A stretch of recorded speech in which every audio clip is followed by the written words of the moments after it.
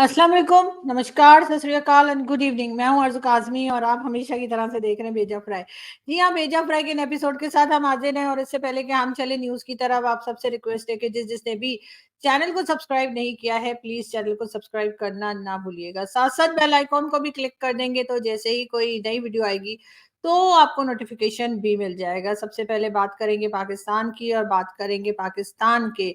DG ISPR major general Ahmad शरीफ साहब की। जी हाँ, उन्होंने आज एक प्रेस कॉन्फ्रेंस की है और उस प्रेस कॉन्फ्रेंस में एक बात जो थोड़ा-सा मुझे चेंज लगी, वैसे तो हमेशा उनकी अपनी पसंद के ही जर्नलिस्ट बैठे होते थे और हमेशा अपनी पसंद के ही लोगों को वो बात किया करते हैं, उन्हीं के क्वेश्चन्स लिया करते हैं। लेकिन इस बार मीडिया थोड़ा-सा और मूड में हमें लगा। आज मीडिया ने कुछ सख्त सवालात भी उनसे किए, जिसमें उनसे ये भी पूछा गया कि जी उन्होंने जो एक तरह से ट्विटर और कई दूसरे जो सोशल मीडिया अकाउंट्स हैं, उनके ऊपर पाबंदी लगा रखी है, तो उसके रीज़न भी उनसे पूछा गया, जिसमें कि उन्होंने बड़े अच्छे से जलेबियाँ बनाई और आएँ-बाएँ करके और निकल गए। लेकिन बात सारी ये है कि अब एक चीज़ जिसकी क्रेडिट यकीनन इमरान खान को ज़रूर जाता है और वो ये कि उन्होंने लोगों को सवाल करने के ऊपर मजबूर कर दिया है। लोग अब बात करने लगे हैं, लोग अब जो है वो पॉइंट आउट करने लगे हैं जो कुछ पाकिस्तान में गलत होता आया है पिछले 75 साल से। अब उसके ऊपर बल्कि ज़्यादा ही हो गया, अब तो शायद 76 ईयर्स होने वाले हैं। तो जी उसके ऊपर लोगों ने अब सवाल उठाने शुरू कर दिए हैं। बहरहाल 9th मई बहुत नज़दीक है, आज आप लोग जानते हैं कि एक तरह से 6 मई है और 2 दिन के बाद 9th मई का जो है वो ज़िक्र-फ़िक्र शुरू हो गया है और कहा यही जा रहा है कि 1 साल जो है उसको गुज़र गया है। अब कई बातें जो हैं वो हमारे जो डीजीआईएसपीआर साहब थे उन्होंने की और उसी में से कुछ बातें जो उन्होंने की वो मैं आपको बताती हूँ कि उनका कहना ये था कि जी 9th मई के जो ज़िम्मेदार हैं, यानी कि एक पार्टी के सरबरा ने अपने रहनुमाओं को, यानी कि उनका इशारा पीटीआई और इमरान खान की तरफ है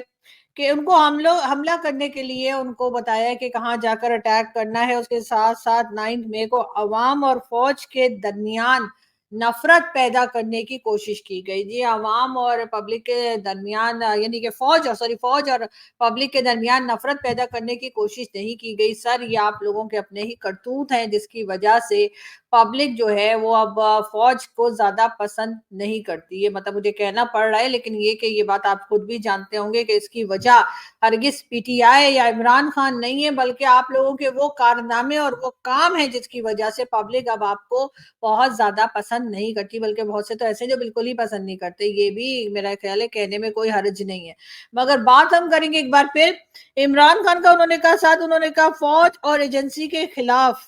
ज़हनसाज़ी की गई, 9th में करने वालों को आइन के मुताबिक सज़ा देंगे। जी हाँ, आइन के मुताबिक सज़ा देंगे, लेकिन सिर्फ़ 9th मई के मुजरिमों को क्यों? जो 76 ईयर्स से मुल्क को खा रहे हैं, मुल्क को नुकसान पहुँचा रहे हैं, मुल्क को लूट रहे हैं, मुल्क का बेड़ा गर्क कर दिया है, उनको सज़ाएँ कब होंगी? अगर आप ये भी बता देते तो बहुत अच्छा हो जाता। साथ-साथ उनका ये भी कहना था कि जी जो सोशल मीडिया के ऊपर जो ख़ास तौर पे एक्स या ट्विटर जो है उसके ऊपर जिस तरह की पाबंदी लगी है, तो उनका कहना है कि जी वहाँ पर फ़ौज और एजेंसी के खिलाफ गलत बातें लिखी जा रही थी और जब उन लोगों को मना किया जाता था तो वो पलट के और लिखते थे। तो मैं आपको ये बता दूँ सर कि बहुत सारे अकाउंट्स जो हैं वो पाकिस्तान में नहीं हैं और कई लोग जो हैं, चाहे वो पीटीआई के सपोर्टर हों, चाहे वो पाकिस्तान के हमदर्द हों, चाहे वो पाकिस्तान के सिटीज़न हों या कोई भी हो, वो मुल्क से बाहर भी बैठे हैं। तो आप कितने लोगों के मुंह को बंद करेंगे? बेहतर ये होगा कि आप लोग अपने आप को सही कर लें ताकि लोग जो है वो आपको बुरा भला कहना छोड़ दें। वरना ये बातें कि जी हम सोशल मीडिया बंद कर देंगे तो लोग नहीं कह सकेंगे, तो जो सड़क पे चलता जा रहा है, जो सब्जी बेच रहा है, जो किसी भी शॉप पे ऑफिस में बैठा है, जो सफर कर रहा है या जो कहीं भी मौजूद है दुनिया में, आप उसको कैसे रोकेंगे कि वो आप लोगों के बारे में बात ना करे या आप लोगों के जो काले कारनामे हैं उनका ज़िक्र ना करे। ऐसे तो एज़ अ पाकिस्तानी जब हमारे पास कोई इंडियन पैनलिस्ट आता है या हम किसी इंडियन पैनलिस्ट का या इंडियन अपने दोस्त जो हैं हमारे बहुत सारे, उनके हम शोज़ देखते हैं और वो बहुत प्राउडली अपनी आर्मी का ज़िक्र करते हैं, वो बहुत प्राउडली बताते हैं कि उनको अपनी आर्मी के ऊपर कितना अच्छा फ़ील होता है, उनकी आर्मी के लिए वो कितना पॉज़िटिव सोचते हैं, तो हमारा भी दिल चाहता है सर, हम भी सोचते हैं कि काश हम भी उन्हीं की तरह बात कर पाते, काश हम भी कह सकते कि हाँ, हम अपनी आर्मी के साथ हैं और हमारी आर्मी जो है या हमारी एजेंसीज़ जो हैं वो पाकिस्तान की बेहतरी के लिए काम कर रही हैं, हमारी एजेंसीज़ जो हैं, उससे पब्लिक जो है बहुत खुश है और हम भी उन्हीं की तरह यानी कि हमारे जो भारतीय दोस्त हैं, हम भी उन्हीं की तरह कुछ अच्छा बोल और कह सकते, सुन सकते अपनी एजेंसीज़ और अपनी आर्मी के लिए लेकिन अनफॉर्च्यूनेटली ऐसा नहीं हो सकता, ऐसा नहीं होता हुआ दिखाई दे रहा हमें। लेकिन ये ज़रूर है कि आप लोग जो हैं बजाय अपने आप को सही करने के लिए, आप अपने आप को मज़ीद बिगाड़ते चले जा रहे हैं और लोगों के ऊपर दबाव बना रहे हैं कि वो आपके बारे में बात ना करें। हम बात करने में कोई ख़ास इंटरेस्टेड नहीं है, लेकिन बात सारी ये है आप अपने आप को ठीक कर लीजिए, अपने आप बाकी चीज़ें ठीक हो जाएँगी। जो आपका ये कहना है कि जी हम तो बहुत टैक्स भर रहे हैं, यानी कि फौजी फाउंडेशन और फौजी जो सीरियल वग़ैरह जो आप लोग बनाते हैं और जो कहा गया कि जो बिज़नेसेस हैं और डीएचए और क्या-क्या कहा कि जी पब्लिक चाहती है कि जी वो डीएचए में रहे, पब्लिक चाहती है कि वो फौजी फाउंडेशन और उसके तहत चलने वाले हॉस्पिटल्स और स्कूल्स में जाए, लेकिन साथ-साथ फौज को बुरा-भला भी कहा जाता है। तो क्या करें सर, ये भी तो आपने एक तरह का बिज़नेस ही बना डाला है ना। इसलिए कि आपके इलाकों में तो आपकी चौधराहट चलती है और बाकी इलाकों में से जाकर आप लोगों को परेशान करते हैं। तो इसीलिए लोग बेचारे थक-हार कर जो है वो चाहते हैं कि किसी तरह से आपकी ही छाया में जाकर और अपने बच्चों का एडमिशन करवा दें या हॉस्पिटल में चले जाएँ या वहाँ रहना शुरू कर दें डीएचए वगैरह में ताकि उनकी जान बचे। ये माहौल भी तो आपने ही क्रिएट किया है कि पाकिस्तान में किसी भी और का बिज़नेस ना चले, अगर बिज़नेस चले तो सिर्फ़ आपका चले। अगर कोई तरफ से भी पैसा आता है, उस पैसे को लेकर भी आप लोग बैठ जाते हैं। अगर किसी किस्म की कोई सिविलियन इदारे में आप बुरी तरह से अपने तमाम रिटायर्ड फौजियों को लगा देते हैं। पहले तो रिटायर्ड थे, अब तो हाज़िर सर्विस को भी आप सिविलियन इदारों में लगा रहे हैं। ये सब कुछ आप लोग कर रहे हैं। साथ-साथ आप जो है ये भी करते जा रहे हैं कि आपने जो है कई जगह के एम्बेसडर जो हैं, वो रिटायर्ड फौजी लगा दिए हैं। और ये रिटायर्ड फौजी जो हैं ये उन सिविलियंस की जॉब को भी खाते चले जा रहे हैं। इदारे तो आपको मालूम ही है चाहे वो स्टिल मिल हो, पीआईए हो या कुछ भी हो यहाँ तक कि रेडियो पाकिस्तान या कहीं भी आप देखिए तो वहाँ पर आपको कोई ना कोई फौजी भाई ही बैठा हुआ दिखाई देगा। वही मतलब एज़ अ चेयरमैन चाहे वो इदारा चलता हो, ना चलता हो, ज़ीरो पे जा रहा हो लेकिन आप लोगों ने वहाँ पर बिठा रखा है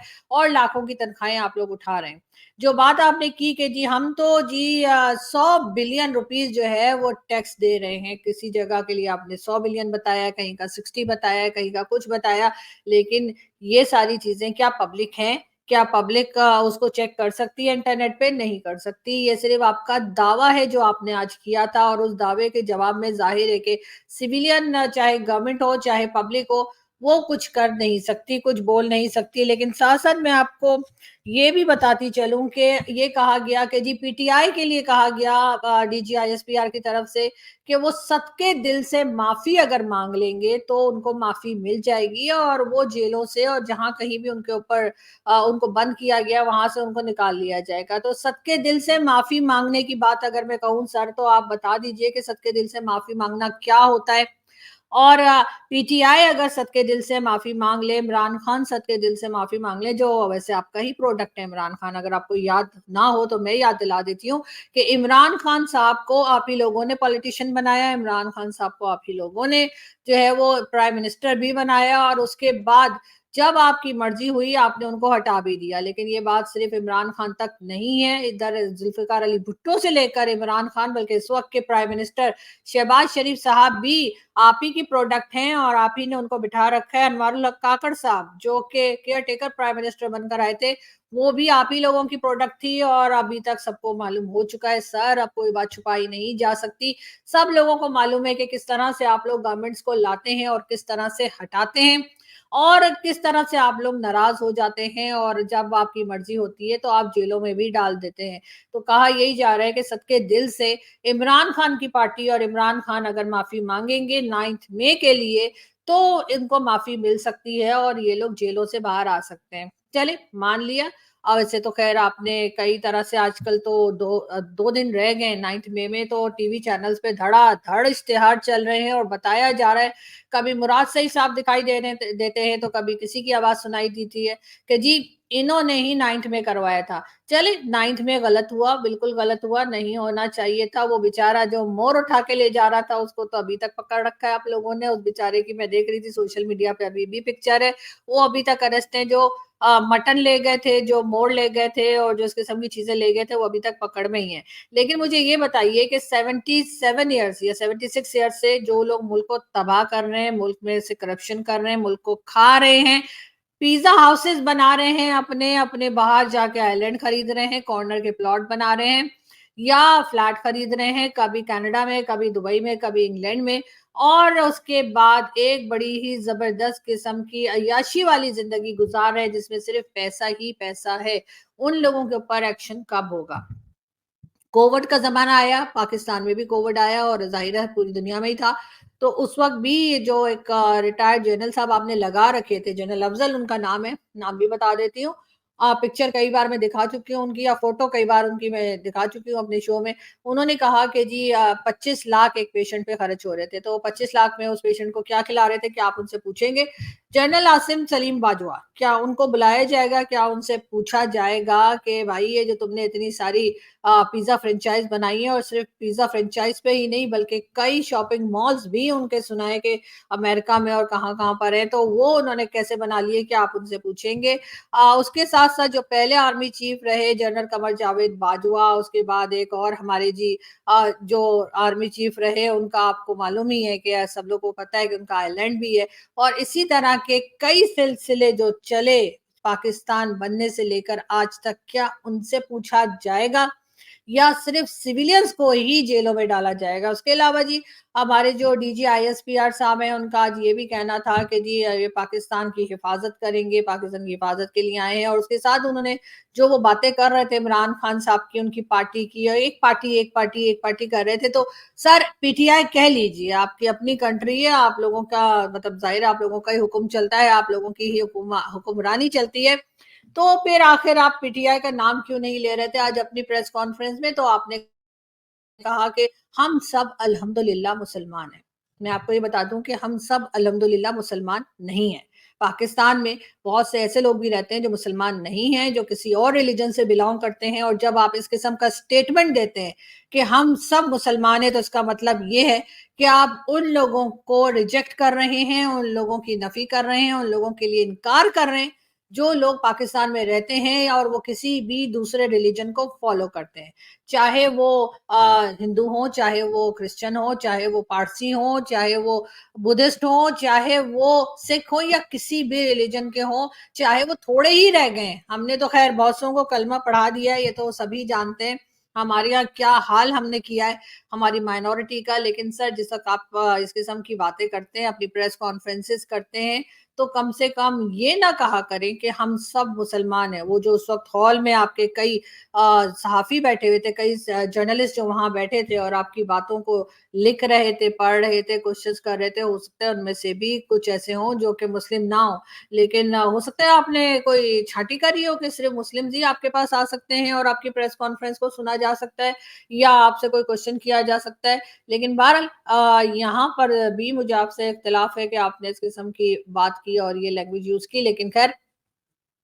9th में जो है वो नज़दीक आता जा रहा है, उसके साथ-साथ जो है भाई लोग की घबराहट जो है वो भी हमें दिखाई दे रही है। इमरान खान चाहे जेल में ही क्यों ना बैठे हों, इमरान खान की पावर जो है वो दिखाई दे रही है। आपने ये भी कहा कि इलेक्शंस जो हुए उसमें कोई ख़ास बड़ी बात नहीं थी कि अगर इमरान खान ने ज़्यादा वोट ले लिए। तो अगर इमरान खान ने ज़्यादा वोट ले लिए और ये कोई ख़ास बड़ी बात नहीं है, तो फिर गवर्नमेंट आपने किसी और को कैसे बनाने दी? यहाँ पर तो ये भी कहा गया कई बार कि आप लोग सियासत से बाहर रहेंगे, आप लोग पॉलिटिक्स से बाहर रहेंगे, आप लोग पॉलिटिक्स में इंटरफेयर नहीं करेंगे। लेकिन अनफॉर्च्यूनेटली हम यही देख रहे हैं कि पॉलिटिक्स में इंटरफेयर किया जा रहा है, लोगों को अरेस्ट किया जाता है, लोगों को परेशान किया जाता है और आपको पूछने वाला कोई नहीं है। इसलिए कि ज़ाहिर है आप लोगों का जो होल्ड एक हो चुका है लास्ट 76 इयर्स में, उसको तोड़ना, उसमें से निकलना पाकिस्तान की पब्लिक कोशिश तो बहुत कर रही है और ये बड़ी अच्छी बात है कि पब्लिक अब बोलने लगी है, समझने लगी है, अपना हक माँगने लगी है। लेकिन सर थोड़ा-सा आप भी ख़्याल कीजिए कितना इस मुल्क को खाएँगे, कितना इस मुल्क का बेड़ा गर्क करेंगे, जितना करना था कर दिया। अब तो सारी दुनिया हमारे ऊपर हँस रही है, सारी दुनिया हमारा मज़ाक बना रही है और दुनिया के कोने-कोने में जहाँ भी पाकिस्तान का नाम कोई जानता है, पहचानता है, वो आप लोगों को भी पहचानता है और उनको मालूम है कि आप लोगों ने इसका क्या हाल किया है। अब 9th मई को जो है वो वैसे तो ख़ैर मेरे ख़्याल है नेशनल हॉलिडे अनाउंस कर देनी चाहिए, जिस तरह से आप लोग 9th में कर रहे हैं। तो क्योंकि ऐसा लगता है कि 9th मई के अलावा पाकिस्तान में कभी कुछ और हुआ ही नहीं है। लेकिन बिल्कुल आप बिल्कुल सही हैं, आपको चाहिए कि आप इमरान खान और इमरान खान की पार्टी से कहें कि जी वो 9th मई के लिए माफ़ी माँगे, अगर वो ज़िम्मेदार हैं या जो भी ज़िम्मेदार है आप उनसे कहिए कि वो 9th मई के लिए माफ़ी माँगे। लेकिन क्या आप लोगों ने जो कुछ इस मुल्क के साथ किया है लास्ट 76 इयर्स में, क्या आप लोग माफ़ी माँगेंगे? आपकी वजह से बांग्लादेश बना, हमारा मुल्क टूटा, उसको चले वो एक अलग बात है कि एक अलग डिबेट है कि बांग्लादेश वालों के साथ बहुत अच्छा हो गया, उनके लिए बेहतरीन हो गया कि वो हमसे अलग हो गए और आज वो सुकून से रह रहे हैं। वो आज वरना आज वो हमारी तरह वो भी खज्जल ही हो रहे होते। लेकिन आप ये बता दीजिए कि क्या आप लोग अपनी गलतियों की माफ़ी माँगेंगे? आपके ख़्याल से ये आप बिल्कुल दूध के धुले में आपने कभी कुछ गलत किया ही नहीं, आपने मुल्क का कोई नुकसान किया ही नहीं है। आप लोग क्या कभी करप्शन नहीं हुई आपके डिपार्टमेंट में? आप लोग तो सिर्फ़ और सिर्फ़ बड़े ही हुब्बुल वतन हैं और बाकी सारे सिविलियंस जो हैं, वो ही गलत हैं और आप लोग बिल्कुल ठीक हैं। अगर आप इसी चीज़ के ऊपर डटे हुए हैं, तो कोई आपका क्या बिगाड़ सकता है? ज़ाहिर है फ़िलहाल तो नहीं, लेकिन ख़ैर कभी ना कभी ऐसा टाइम ज़रूर आएगा जब लोग आपसे ना सिर्फ ये कि सवाल करेंगे लेकिन उस सवाल का जवाब भी सही-सही माँगेंगे और आज की तरह जो आपने जलेबियाँ बनाई हैं, वो जलेबी पकौड़े आप नहीं बना सकेंगे। लेकिन बहरहाल आज ये प्रेस कॉन्फ्रेंस थी और इस प्रेस कॉन्फ्रेंस को काफ़ी लोगों ने देखा, काफ़ी लोगों ने इसके ऊपर जो है वो यकीनन बात भी कर रहे होंगे, लेकिन एज़ अ पाकिस्तानी मुझे बड़ा अफ़सोस है कि इस किस्म की यहाँ पर बातें चल रही हैं और इस किस्म से यहाँ पर लोगों को जो है पॉलिटिकल पार्टीज़ के लीडर्स जो है उन्हें परेशान किया जा रहा है, उन्हें अरेस्ट किया जा रहा है और जैसे कि मौलाना फज़लुर रहमान ने भी कहा कि जिन लोगों को हमारा मातहत होना चाहिए था, यानी उनका मतलब था कि गवर्नमेंट के अंडर होना चाहिए था, अनफॉर्चुनेटली गवर्नमेंट उनके अंडर है। यानी कि बजाय इसके कि वो लोग गवर्नमेंट उनको कोई ऑर्डर करे, वो गवर्नमेंट को ऑर्डर करते हैं और इसी वजह से कंट्री का ये हाल है। पहले तो सिर्फ भारत हमारे ऊपर बात किया करता था, भारत के लोग कहते थे कि जी पाकिस्तान में जो है वो पूरे तरफ जो है वो सिर्फ़ और सिर्फ़ आर्मी का रूल है और मिलिट्री ही चला रही है, लेकिन अब तो सारी दुनिया ये बात कर रही है। तो सर इस पे माइंड करने के बजाय अगर आप लोग अपने आप को थोड़ा-सा सही कर लें, तो बेहतर होगा। इससे होगा ये कि पाकिस्तान भी ठीक रह सकेगा, पाकिस्तान प्रोग्रेस भी कर सकेगा और आप लोगों के ऊपर जो इतने बड़े-बड़े दाग लगे हुए हैं वो सर्फ़ एक्सेल से तो धुलने वाले हैं नहीं। वो तो तभी साफ होंगे जब आप लोग अपने आप को ठीक करेंगे, अपने अंदर से उन लोगों को निकालेंगे, जो सब कुछ गलत कर रहे हैं, उनको भी सज़ा मिलेगी, उनको भी उसी तरीके से जेलों में डाला जाएगा, जैसे सिविलियंस को डाला जाता है, तभी ये मुल्क आगे बढ़ सकेगा और तभी कोई बेहतरी हो सकेगी, वरना अपनी मर्ज़ी के मीडिया बुलाकर, अपनी मर्ज़ी की प्रेस कॉन्फ्रेंस करके और किसी के ऊपर भी कोई इल्ज़ाम लगा के कितने दिन आप लोग चल सकेंगे? ख़ैर 76 ईयर्स तो चल गए लेकिन अब लोग थोड़े होशियार हो गए। आप चाहे सोशल मीडिया के ऊपर पाबंदी लगाइए या कहीं भी दुनिया सिर्फ़ पाकिस्तान में नहीं है। लोग पूरी दुनिया में रहते हैं और पूरी दुनिया जो है वो सब कुछ लिख भी रही है, पढ़ भी रही है, समझ भी रही है, बोल भी रही है। तो सर किसको रोकेंगे और किस-किस को चुप करवाएँगे? बेहतर ये अपने आप को ही ठीक कर लें तो ही अच्छा होगा। खैर साथ-साथ जी उन्होंने ये भी एक स्टेटमेंट और भी दिया, डीजीआईएसपीआर ने कहा दहशतगर्दों को जो है सरकोबी के लिए हर हद तक जाएँगे, मतलब दहशतगर्द यानी टेररिस्ट जो है, उनको रोकने के लिए, उनको पकड़ने के लिए हर हद तक जाएँगे। तो जी हर हद तक जाने की क्या ज़रूरत है? आप के पास कई लोग रखे हुए हैं, चाहे वो हाफ़िज़ सईद हो, मसूद अज़हर हो और कई दूसरे लोग जो हैं वो आपके पास मौजूद हैं और इसके कई सबूत भी दुनिया दे चुकी है। तो सबसे पहले तो उन लोगों को पकड़िए, उन लोगों को जेल में डालिए, हाउस अरेस्ट मत कीजिए। हाउस अरेस्ट का मतलब ये कि आपने उनको सारी सर्विसेज़ प्रोवाइड की हैं जो कि किसी के घर में होती हैं और वो आराम सुकून से अपने घर में रह रहे हैं हाफ़िज़ सईद और इमरान खान को आपने जेल में रखा हुआ है। तो ऐसा कीजिए कि आप थोड़ा-सा समझने की कोशिश कीजिए कि वो हाफ़िज़ सईद जो है उसको टेररिस्ट हमने नहीं पूरी दुनिया ने डिक्लेयर किया हुआ है। उसको कर दीजिए भारत के हवाले, भारत के साथ टर्म्स को ठीक कीजिए ताकि वो भी सुकून से रह सकें और यहाँ पे जो पब्लिक है जिसका कोई कसूर नहीं है, वो जो सिर्फ़ और सिर्फ़ आपकी दुकानें चलती रहें। इस वजह से कश्मीर वाला चूरन जो चला के रखा है आप लोगों ने, वो सिर्फ़ इसीलिए ताकि आपका डिफेंस बजट चलता रहे, आपका एक एक आप बार-बार जो बताते हैं भारत हमारा दुश्मन है, भारत हमें खा जाएगा, भारत हमें ये कर लेगा,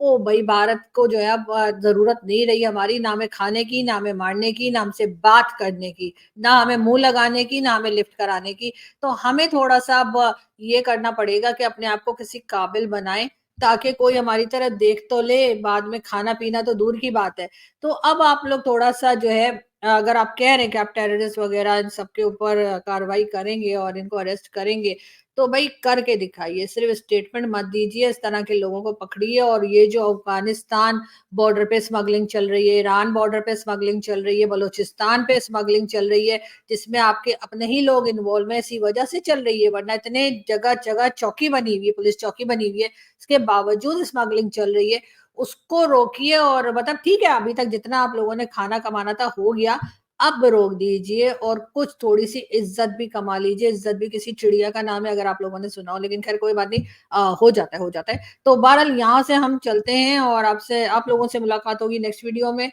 हँसते रहिए, मुस्कुराते रहिए और हमारे चैनल को सब्सक्राइब करना ना भूलें। बहुत जल्द फिर मिलेंगे। Thank you.